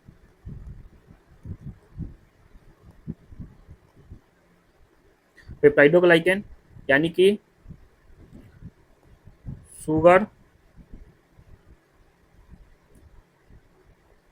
प्लस प्रोटीन का ये एक कॉम्प्लेक्स स्ट्रक्चर है जिसको हम लोग पेप्टाइडोग्लाइकेन बोलते हैं, और ये बैक्टीरिया को ब्रस्टिंग से भी बचाता है। तो बैक्टीरिया को ब्रस्टिंग से कौन बचाता है, तो सेल वॉल, और ये स्ट्रक्चरल सपोर्ट भी प्रोवाइड करता है। तो इसका 3 फंक्शन है, याद कर लीजिएगा, provide shape of the cell, prevent bacteria from bursting of the cell, और स्ट्रक्चरल सपोर्ट प्रोवाइड करता है। ओके, सेल मेम्ब्रेन की बात करें तो सेल मेम्ब्रेन को हम लोग प्लाज्मा मेम्ब्रेन के नाम से जानते हैं, यहाँ प्लाज्मा मेम्ब्रेन, और ये सिलेक्टिवली परमेबल इन नेचर होता है और लिपिड बाइलेयर का होता है। इसके बारे में डिटेल में आगे भी हम लोग देखेंगे, एक सेल मेम्ब्रेन करके टॉपिक है, उसमें हम लोग डिटेल में लिपिड बाइलेयर के बारे में बात करेंगे। अभी तक के लिए जान जाइए कि सेल मेम्ब्रेन जो है लिपिड बाइलेयर का होता है। एक लेयर इस प्रकार से आपको लेयर देखने को मिलेगा, लिपिड बाइलेयर का लेयर होगा। ओके, कुछ इस प्रकार। तो आपको जब बताएंगे सेल मेम्ब्रेन तो वहाँ पे आपको डिटेल में स्ट्रक्चर बना के दिखाएंगे। और ये जो प्लाज्मा मेम्ब्रेन है ये सिलेक्टिवली परमेबल होता है ये नेचर में, और ये मतलब कि जो सब्सटेंस को बाहर भेजना अंदर लाना है ये किसके हाथ में होता है, सेल मेम्ब्रेन के हाथ में होता है। ओके, ग्लाइकोकैलिक्स की बात कर रहे थे, तो ये ग्लाइकोकैलिक्स आउटर मोस्ट लेयर को हम लोग ग्लाइकोकैलिक्स बोल रहे थे, यानी कि बैक्टीरिया के अंदर जो आउटर मोस्ट लेयर है ये किसका है, ग्लाइकोकैलिक्स का है। और ये जो स्लाइम लेयर ये 2 तरह का हो सकता है, या तो एक स्लाइम लेयर हो सकता है या तो कैप्सूल हो सकता है। यानी कि स्लाइम लेयर और कैप्सूल क्या है, यहाँ पर 2 बातें आती है, स्लाइम लेयर और capsule. What do you mean by slime layer and capsule? Slime layer का मतलब है कि लूज शीट, और कैप्सूल का मतलब है थिक एंड टफ होता है। कैप्सूल जो है थिक एंड टफ होता है, थिक होता है और टफ होता है, और ये डिजीज कॉज एबिलिटी इसके पास होता है। स्लाइम लेयर लूज शीट होता है। ओके, याद कर लीजिए, स्लाइम लेयर एसएस से, और यहाँ पर कैप्सूल जो है थिक एंड टफ होता है। ओके, नाउ आगे बढ़े, आगे बढ़ते हैं और देखते हैं। हाँ, तो all prokaryotes have a cell wall surrounding the cell membrane except mycoplasma. तो यहीं पे हम लोग बात कर रहे थे कि सबके पास तो सेल वॉल होता है, लेकिन एक ऐसा जो है ऑर्गेनिज्म है माइकोप्लाज्मा जिसके पास नो सेल वॉल प्रेजेंट नहीं होता। ओके, बाकी सबके पास सेल वॉल प्रेजेंट होता है बैक्टीरिया में, लेकिन एक पेप्टाइडो माइकोप्लाज्मा जो है इसके पास सेल वॉल नहीं है। ओके, तो यहाँ देखिए, all prokaryotes have a cell wall surrounding the cell membrane, यानी कि सेल मेम्ब्रेन को सराउंडिंग करने वाले को क्या बोलते हैं, सेल वॉल बोलते हैं। और ये एक्सेप्ट माइकोप्लाज्मा, माइकोप्लाज्मा के पास सिर्फ नहीं होता, एक्सेप्ट माइकोप्लाज्मा। ओके, इसको इसलिए हम लोग प्लूरोमॉर्फिक बोलते हैं, यानी कि joker of the plant kingdom बोलते हैं। आपको प्लांट किंगडम पढ़ाए थे तो उसमें बताए थे, joker of the plant kingdom भी इसको बोलते हैं। अब हम लोग बात करते हैं फ्लैजिला के बारे में। फ्लैजिला, ठीक है, यहाँ तक कोई दिक्कत? चलिए फ्लैजिला को देखते हैं। यानी कि फ्लैजिला क्या है, जो बैक्टीरिया मोटाइल है नॉन मोटाइल है उसके आधार पर जो है एक स्ट्रक्चर जो है फ्लैजिला देखने को मिलता है। जो बैक्टीरिया मोटाइल है उसके पास ऑब्वियसली बात है कि फ्लैजिला प्रेजेंट होगा। फ्लैजिला सिंपल सा बात समझिए कि फ्लैजिला मोटिलिटी में हेल्प करता है, बैक्टीरिया के मोटिलिटी में कौन हेल्प करता है, फ्लैजिला। ओके, तो फ्लैजिला जो है एक्सटेंशन है किसका, of cell membrane from cell walls. तो फ्लैजिला जो है एक्सटेंशन है of cell membrane from their cell walls, okay. और बैक्टीरियल सेल में भी मोटाइल और नॉन मोटाइल, बैक्टीरियल सेल या तो मोटाइल भी हो सकते हैं या तो नॉन मोटाइल भी हो सकते हैं, ओके। तो मोटाइल होंगे तो फ्लैजिला प्रेजेंट होगा, अभी जस्ट आपको बताएं, flagella provide motility to bacterial cell, okay.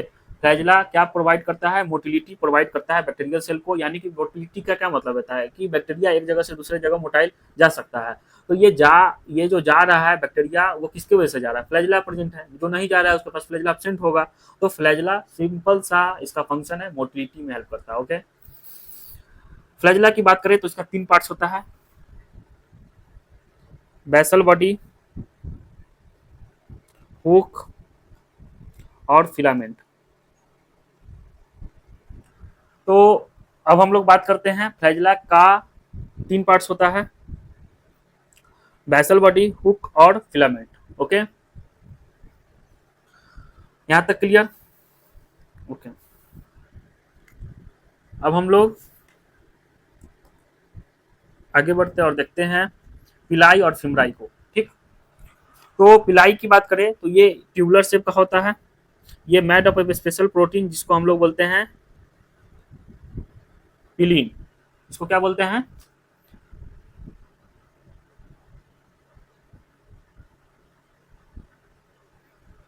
पिलीन, okay.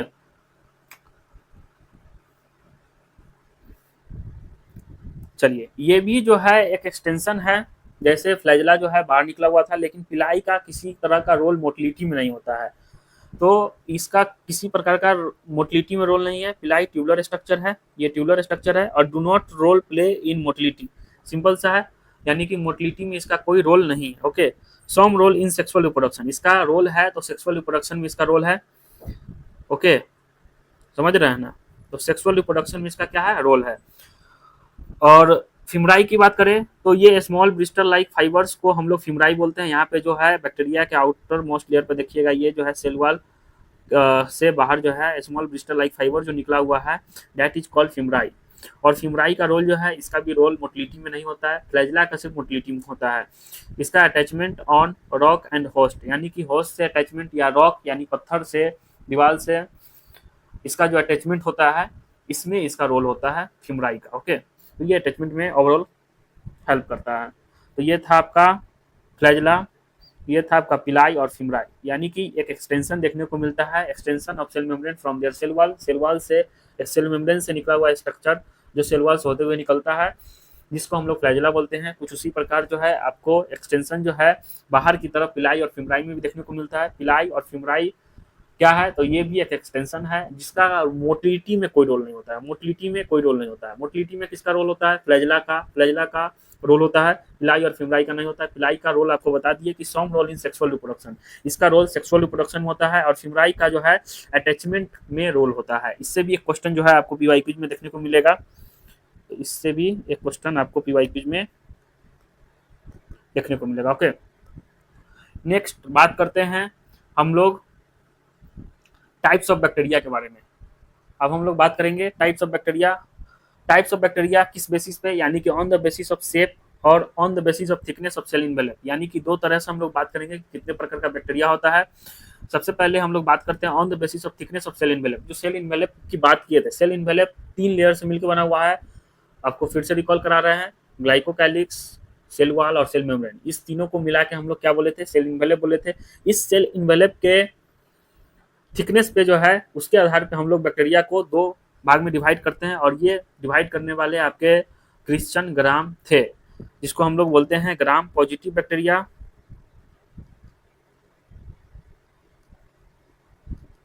और ग्राम निगेटिव बैक्टीरिया।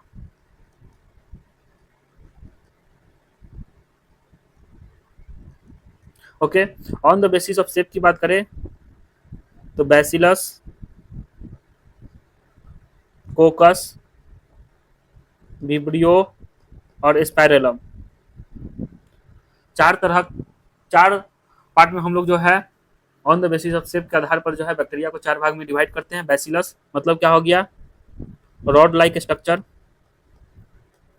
कोकस का क्या मतलब हो गया, स्फेरिकल। विब्रियो का कॉमा शेप्ड होता है बैक्टीरिया, जो कॉमा शेप्ड बैक्टीरिया है उसको हम लोग किस में रखे, विब्रियो में, और स्पाइरलम मतलब कि स्पाइरल शेप्ड।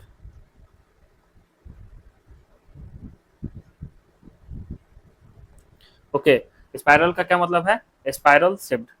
यहाँ पे मिटा के लिख देते हैं इरेज करके, स्पाइरल शेप्ड। ये क्या हुआ? हाँ, तो स्पाइरल शेप्ड। ठीक। तो बैक्टीरिया को हम लोग दो भाग में डिवाइड कर रहे हैं, किसमें? On the basis of cell envelope, gram positive bacteria और gram negative bacteria. On the basis of shape के आधार पर बैसिलस, कोकस, विब्रियो और स्पाइरलम, चार भाग में डिवाइड करते हैं इसको, शेप के आधार पर बैक्टीरिया को। ओके, अब हम लोग बात करेंगे ग्राम पॉजिटिव बैक्टीरिया और ग्राम निगेटिव बैक्टीरिया क्या होता है। ग्राम पॉजिटिव बैक्टीरिया, दो वर्ड आ रहा है, ग्राम पॉजिटिव और ग्राम निगेटिव बैक्टीरिया। तो यहीं पे इसको समझते हैं पीछे वाले स्लाइड में, कि एक आप पेट्री डिश लीजिए, सॉरी,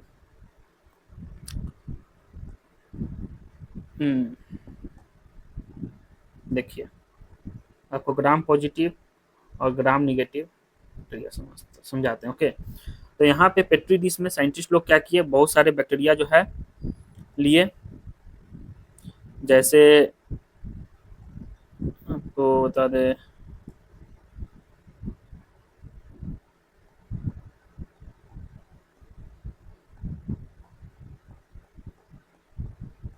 बहुत सारे बैक्टीरिया लिए। ओके, और इसको क्या करते हैं, स्टेनिंग करते हैं। साइंटिस्ट कौन थे ये? स्टेनिंग का जो कंसेप्ट है आपको देने वाले, ये जो साइंटिस्ट का नाम है ये है क्रिश्चियन ग्राम।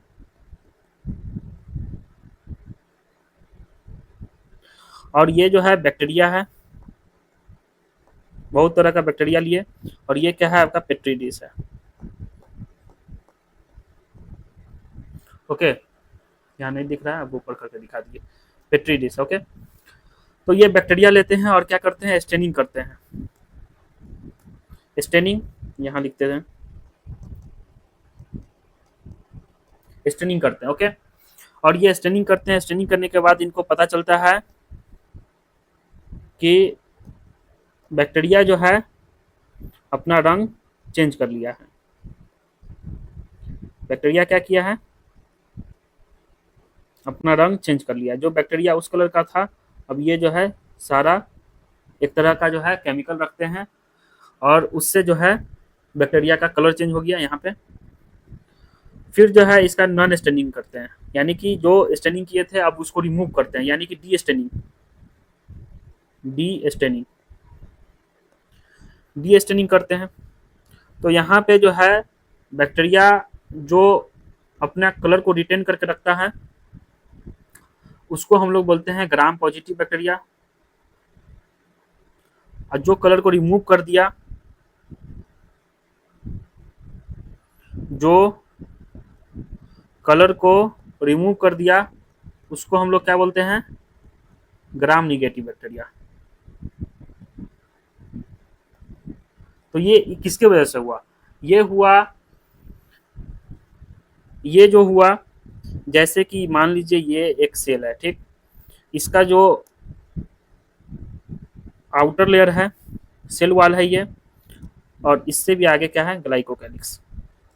तो ये है ग्लाइकोकैलिक्स। ओके, ये है आपका सेल वॉल, और ये है सेल मेम्ब्रेन। ओके, तो ये तीनों को मिला के हम लोग बोले थे सेल इन्वेलप। तो इसी के आधार पर क्रिश्चियन ग्राम जो है डिवाइड करते हैं। यहाँ पे आपको बताए थे on the basis of thickness of cell envelope के आधार पर ग्राम पॉजिटिव और ग्राम निगेटिव बैक्टीरिया में बांटते हैं। तो यहाँ पे सारा खेल सेल वॉल का है। यहाँ पे जो दूसरा सेल है जिसका सेल वॉल क्या है, थोड़ा मोटा है, ठीक है,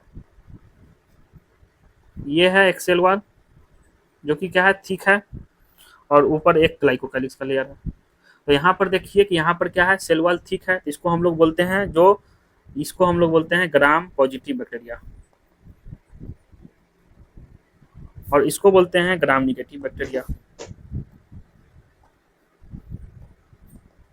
ओके, तो इसी आधार पे हम लोग यहाँ पर लिखेंगे ग्राम पॉजिटिव बैक्टीरिया क्या होता है।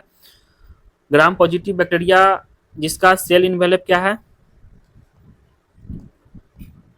सेल इन्वेलप की बात करें तो ठीक है, सेल इन्वेलप में ओवरऑल बात करिए तो सेल वाल की, सेल वाल इसका क्या है, ठीक है, इसका सेल वाल, सेल इन्वेलप क्या है, थिन है, इसका सेल इन्वेलप क्या है, थिन है। ओके,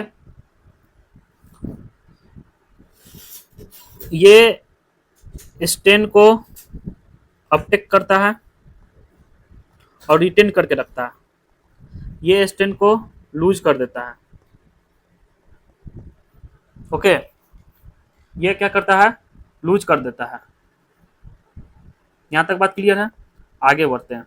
अब हम लोग देखेंगे difference between plasmid and nucleoid, मतलब कि प्लाज्मिड और न्यूक्लियोइड में क्या अंतर है। न्यूक्लियोइड जो है ये स्ट्रक्चर जो है आपको प्रोकैरियोट्स में ही सिंपल देखने को मिलेगा, ये यूकैरियोट्स में नहीं देखने को मिलता है, यानी कि यूकैरियोट्स में न्यूक्लियस प्रेजेंट होता है। न्यूक्लियोइड जो है एक membrane less organelles, membrane less boundary है न्यूक्लियस का, यानी कि न्यूक्लियोइड जो है क्या है, एक तरह का न्यूक्लियस है।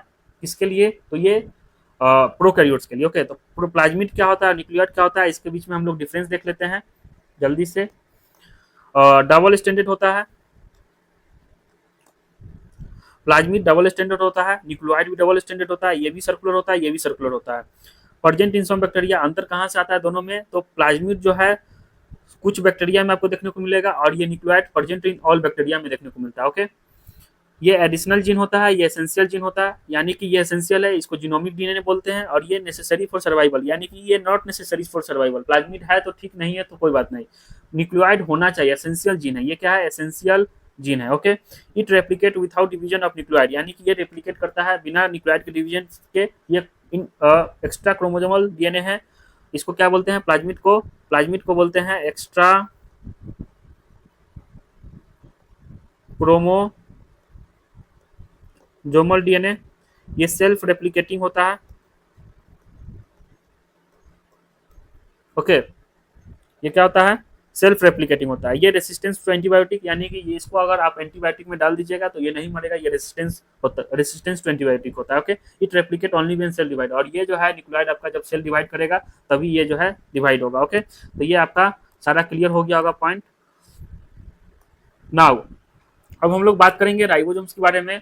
तो राइबोसोम्स क्या होता है, तो राइबोसोम्स को फर्स्ट ऑब्जर्व करने वाले आपके जियोरेज पैलेट थे।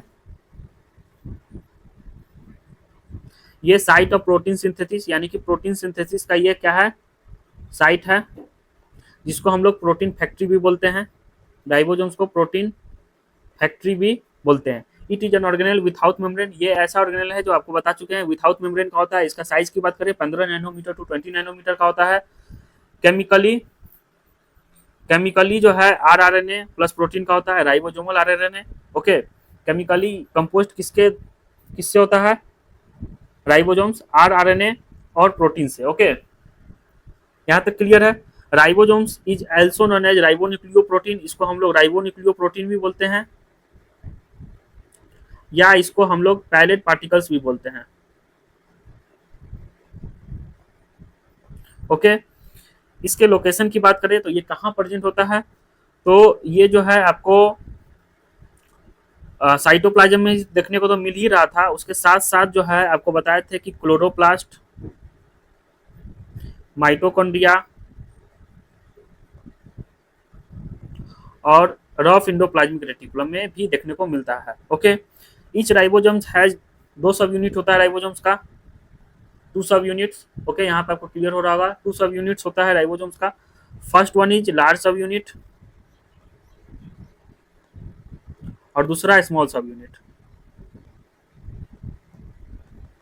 ओके, लार्ज सब यूनिट और स्मॉल सब यूनिट, ये राइबोसोम्स जो है राइबोसोम्स ये जो है बोथ, जैसे कि it is an organelle without membrane found in both prokaryotes as well as eukaryotes, ये दोनों में देखने को मिलता है। ओके, राइबोसोम्स का 2 सब यूनिट होता है, एक लार्ज सब यूनिट और एक स्मॉल सब यूनिट। ओके, अब हम लोग लार्ज सब यूनिट और स्मॉल सब यूनिट को देखते हैं। जैसे कि ये स्ट्रक्चर है, एक लार्ज सब यूनिट है और एक स्मॉल सब यूनिट है। ओके, तो जैसे कि राइबोसोम्स दो तरह का होता है, एक 80s राइबोसोम्स और एक 70s राइबोसोम्स। 70s राइबोसोम्स आपको प्रोकैरियोट्स में देखने को मिलता है और 80s राइबोसोम्स आपको यूकैरियोट्स में देखने को मिलता है। ओके, 70s राइबोसोम्स आपको जो है ऑर्गेनेल्स में भी देखने को मिलता है, यूकैरियोट्स के ऑर्गेनेल्स में भी देखने को मिलता है। तो ये जो है found in eukaryotes also. Okay, इसके लार्ज सब यूनिट की बात करें तो ये 60s इसका लार्ज सब यूनिट होता है और स्मॉल सब यूनिट की बात करें तो 40s। ये दोनों सब यूनिट मिला के ये जो है 80s का राइबोसोम्स कंपोज्ड होता है।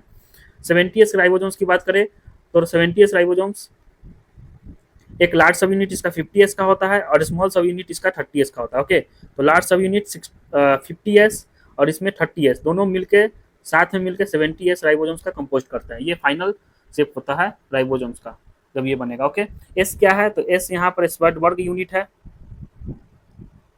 या आप इसको सेडिमेंटेशन कोफिशिएंट भी बोल सकते हैं। सॉरी यहाँ पे स्पेलिंग गलत हो गया। ये क्या होता है सेडिमेंटेशन कोफिशिएंट। ओके, ये इनडायरेक्टली क्या चीज को मेजर करता है तो इनडायरेक्टली ये डेंसिटी को मेजर करता है। क्लियर है, शेप को भी मेजर करता है। ठीक, तो ये इनडायरेक्टली क्या चीज को मेजर करता है, डेंसिटी को मेजर करता है और शेप को मेजर करता है। एस मतलब क्या है, स्वर्टबर्ग यूनिट है, यहाँ पे आप लोग देख लीजिएगा आपको बता देंगे। चलिए, और लार्ज सब यूनिट जो है 80s राइबोसोम्स का होता है वो लार्ज सब यूनिट 60s और 60s का होता है और स्मॉल सब यूनिट 40s का होता है। ओके, यहाँ तक क्लियर। ये देखिए ये है आपका डीएनए, डीएनए का ट्रांसक्रिप्शन होता है तो आरएनए बनता है, आरएनए बनता है। ओके, ये 5 डैश, ये 3 डैश, ये 5, ये 3, ये 3, ये 5। ये जो है आपको मॉलिक्यूलर बेसिस ऑफ इनहेरिटेंस में डीएनए का स्ट्रक्चर डिटेल में देखना है क्लास 12th में। तो ये 5s और ये 5 डैश और ये 3 डैश, इसी पे ये आरएनए पे जो है आपका राइबोसोम से अटैच होता है। ये दोनों सब यूनिट इसका आप देख सकते हैं यहाँ पर, ये जो अटैच है दोनों सब यूनिट इस तरह से अटैच होता है। तो ये दो एक लार्ज सब यूनिट है और एक स्मॉल सब यूनिट है राइबोसोम्स। तो ये क्या है, ये आपका राइबोसोम्स है। ये कहाँ अटैच होता है, attach on mRNA. Okay, many ribosomes together make protein polyribosomes. Many ribosomes साथ में मिलकर क्या कौन प्रोटीन बनाते हैं, पॉलीराइबोसोम्स बनाते हैं। पॉलीराइबोसोम्स क्या होता है, पॉलीराइबोसोम्स का क्या मतलब है, पॉलीराइबोसोम्स का मतलब है कि मेनी, यही मतलब है many ribosomes at together make protein polyribosomes, यानी कि मेनी राइबोसोम्स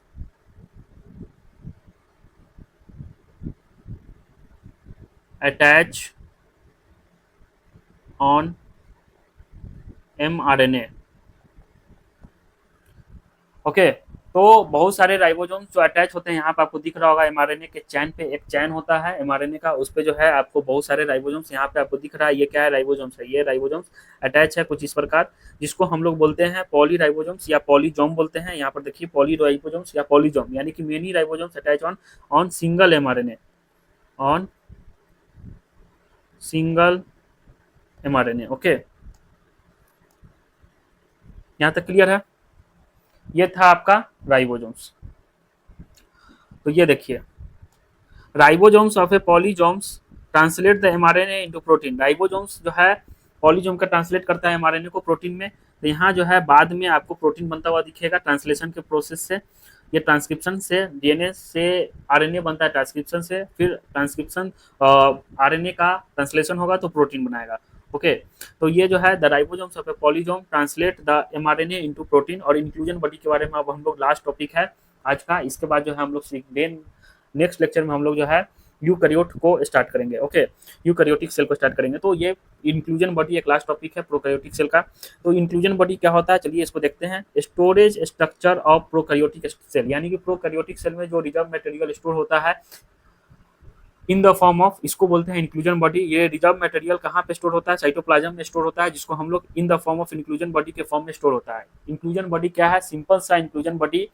एक इंक्लूजन बॉडी क्या है, तो बताइए क्या है कि रिजर्व मटेरियल जो स्टोर होता है साइटोप्लाज्म में इन the form of inclusion body. Okay, reserve material जो इंक्लूजन बॉडी के फॉर्म में स्टोर होता है उसी को हम लोग इंक्लूजन बॉडी बोलते हैं।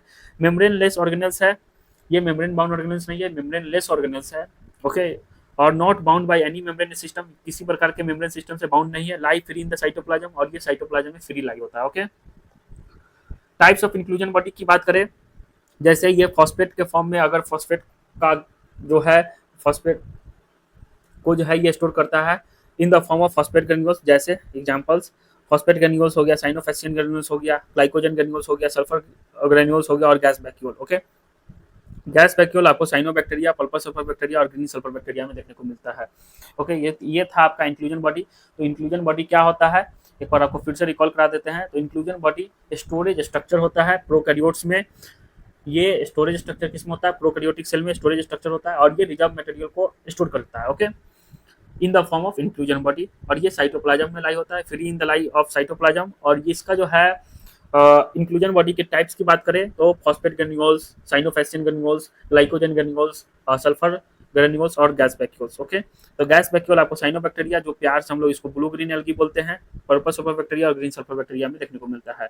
नाउ अब हम लोग एनसीईआरटी रीडिंग कर लेते हैं एक बार फटाफट जल्दी से। ओके, क्योंकि ये लेक्चर का ड्यूरेशन थोड़ा ज़्यादा हो जाएगा, 1 घंटा 16 मिनट ऑलरेडी हो चुका है। तो इसको जो है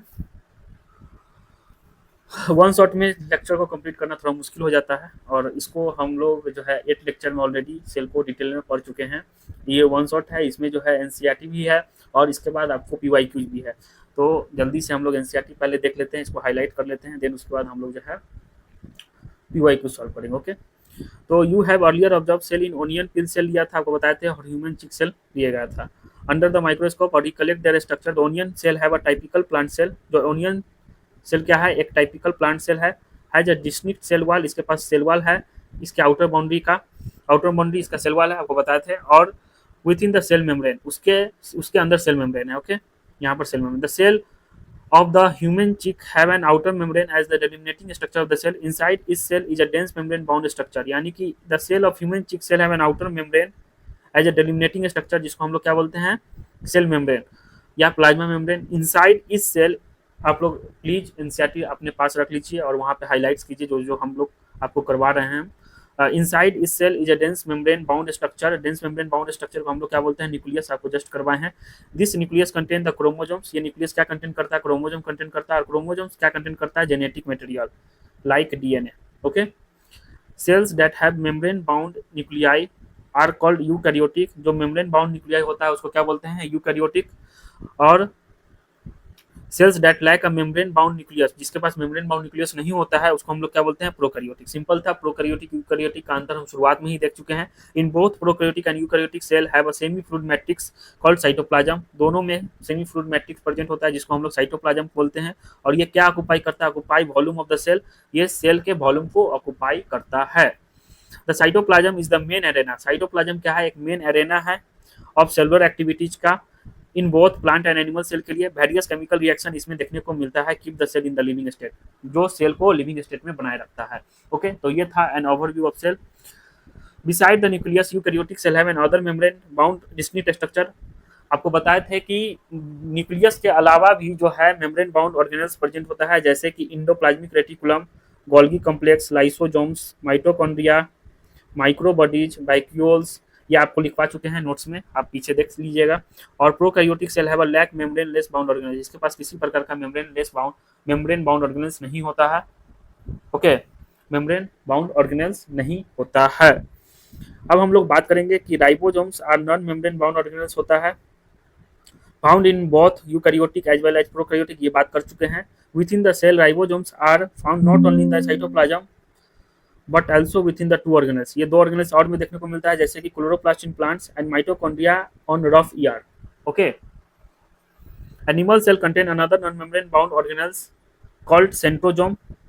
ये एक अलग जो है आपको बताया था कि animal cell contain non membrane bound organelles, उसके राइबोसोम्स के अलावा जो है एक सेंट्रोजोम्स जो है नॉन मेम्ब्रेन बाउंड ऑर्गेनल्स है, जो कैचिंग में हेल्प करता है, help in cell division. Cell differ greatly in size, shape and activities. For example mycoplasma the smallest cell are 0.3 micrometer का होता है इन लेंथ, वाइल बैक्टीरिया ऐसा, ठीक। और ये है प्रोकैरियोटिक सेल, तो आप लोग पढ़ लीजिएगा, सिंपल है। इसको हम लोग इसको स्किप करते हैं और यहाँ पे हम लोग पीवाईक्यूज को सॉल्व करते हैं। ओके, क्वेश्चन प्रैक्टिस देखते हैं। आप लोग एनसीईआरटी रीडिंग कर लीजिएगा। ओके, सिंपल है, ये सब कुछ जो है नोट्स में आपको बता दिया गया है।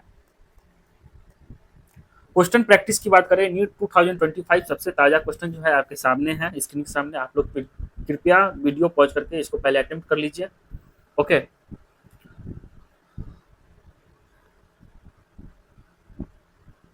तब तक हम बनाना से पीते हैं। आई होप आप लोग इसको अटेम्प्ट कर लिए होंगे। तो इसमें है फर्स्ट क्वेश्चन आपके स्क्रीन के सामने, नीट 2025 में आया हुआ है। क्वेश्चन है, from the statement given below choose the correct option. Correct option को चूज करना है आपको, जैसे कि the eukaryotic ribosomes are 80s and prokaryotic ribosomes are 70s। तो आपको बताया है कि यूकैरियोटिक राइबोसोम 80s का होता है, प्रोकैरियोटिक राइबोसोम 70s का होता है। तो ये स्टेटमेंट बिल्कुल सही है। ईच राइबोसोम हैज 2 सब यूनिट, प्रत्येक राइबोसोम्स का 2 सब यूनिट होता है, ये भी सही है। ओके, फिर जो है हम लोग बात करते हैं 2 subunit. The C statement है, the 2 subunit of 80s ribosomes, 80s ribosomes are 60s and 40s, सही है। एंड 70s राइबोसोम्स का 50s एंड 30s, सही है। तो ये स्टेटमेंट सही है, सी भी सही है। डी देखिए, द 2 सब unit 80s ribosomes are 60s and 20s, नहीं, ये सिंपल ऐड कर दिया है। द 2 सब यूनिट आपको बताएंगे नेक्स्ट लेक्चर में, यूकैरियोटिक सेल में राइबोसोम्स को और डिटेल में देखेंगे, वहां पे आपको बताएंगे। 80s एंड 60s, नहीं, ये भी नहीं, तो ये दोनों गलत है। तो A B C are true, first का तीनों ऑप्शन सही है, तो ये हो जाएगा इसका answer, first one is correct. Next question आपके स्क्रीन के सामने है, ये भी नीट 2025 में आया हुआ क्वेश्चन है, ठीक। देखिए कितना सिंपल क्वेश्चन आया था। A specialised membranous structure in prokaryotic cell which help in the cell wall formation, DNA replication and respiration. आपको जस्ट पता है कि जो cell wall formation, DNA replication, mesosomes का ये सब फंक्शन होता है। ये स्पेशलाइज्ड मेम्ब्रेनस स्ट्रक्चर कौन सा है प्रोकैरियोटिक सेल में, तो ये है मीजोसोम्स। तो A is the correct answer. Now the concept of omnis cellula e cellula regarding cell division was proposed by, जल्दी से बताइए इसका आंसर क्या होगा। ओमनीसेलुलर इसेलुलर का कंसेप्ट जो है आपको कौन दिए थे, regarding the cell division was proposed by Rudolf Virchow. B is the correct answer of this question. Simple है, नीट 2029 में ये क्वेश्चन आया हुआ था, 29 में बोल रहा हूँ, 19 में, सॉरी 2019 में। Name of Schleiden and Schwann are associated with, name of Schleiden and Schwann are associated with क्या। फर्स्ट ऑप्शन है protoplasm as the physical basis of life, नहीं। सेल थ्योरी से रिलेटेड थे ये, थ्योरी ऑफ सेल लिनेज, नहीं। Nucleus formation of ये, तो A sorry B is the correct answer of this question. Okay, now आगे बढ़ते हैं। नेक्स्ट क्वेश्चन आपके स्क्रीन के सामने, ये सब पीवाईक्यूज है। द टर्म ग्लाइकोकाइलिक्स, टर्म ग्लाइकोकाइलिक्स का क्या मतलब है, बताइए। ग्लाइकोकाइलिक्स का क्या मतलब है। ग्लाइकोकाइलिक्स, फर्स्ट ऑप्शन है a layer present between cell wall and membrane of bacteria, cell membrane of bacteria, नहीं। सेल मेम्ब्रेन के बाहर होता है, ना कि बीच में। सेल वॉल ऑफ बैक्टीरिया, नहीं, इसको सेल वॉल ऑफ बैक्टीरिया नहीं बोलते हैं। Third option a layer surrounding the cell wall of bacteria, हाँ, ये एक ऐसा लेयर है जो सेल वॉल, बैक्टीरिया के सेल वॉल के आप उसको सराउंडिंग करता है। ओके, तो C is the correct answer. ये भी 2013 में आया हुआ है। नेक्स्ट क्वेश्चन आपके स्क्रीन के सामने, क्यों नहीं आ रहा है भाई, हाँ। नेक्स्ट क्वेश्चन, मणिपुर नीट 2023 में ये क्वेश्चन आया था, तो इस क्वेश्चन पे गौर फरमाइएगा। आपके पहले आप इसको पॉज करके सॉल्व कर लीजिए, देन इसका आंसर मैं आपको बताऊंगा। आई होप आप इसको अटेम्प्ट कर लिए होंगे। तो चलिए देखते हैं। Given below are 2 statement, 2 statement given है, आपको बताना है। फर्स्ट स्टेटमेंट है, in bacteria the mesosomes are found by the extension of plasma membrane. जो मीजोसोम्स है ये कैसे फॉर्म हुआ, एक्सटेंशन ऑफ प्लाज्मा मेम्ब्रेन से, हाँ बिल्कुल सही स्टेटमेंट है। और दूसरा स्टेटमेंट है the mesosomes in bacteria help in DNA replication, हाँ डीएनए रेप्लिकेशन में हेल्प करता है, सेल वॉल फॉर्मेशन में भी हेल्प करता है। सही बात है, ये दोनों स्टेटमेंट सही लग रहा है। स्टेटमेंट 1 इज करेक्ट नहीं, 2 इनकरेक्ट नहीं है, दोनों स्टेटमेंट सही है, तो ये सी में present, option C is the correct answer of this question. Okay, simple था। Now which of the following statement about inclusion body is incorrect, आपको इनकरेक्ट बताना है इंक्लूजन बॉडी के regarding. Okay, they are not bounded by any membrane, सही बात है, not membrane किसी, आपको 3 ऑप्शन इसमें सही होगा, एक गलत होगा, वही गलत ऑप्शन को आपको पहचानना है। और किसके रिगार्डिंग, इंक्लूजन बॉडी के रिगार्डिंग। तो ये किसी प्रकार के membrane bound non membrane bound organelles होता है, ठीक है। दूसरा ऑप्शन है these are involve in the injection of food particles, नहीं, ये इंजेक्शन ऑफ फूड पार्टिकल्स में हेल्प नहीं करता, ये स्टोरेज में हेल्प करता है, स्टोरेज ऑफ रिजर्व मटेरियल, तो ये गलत है।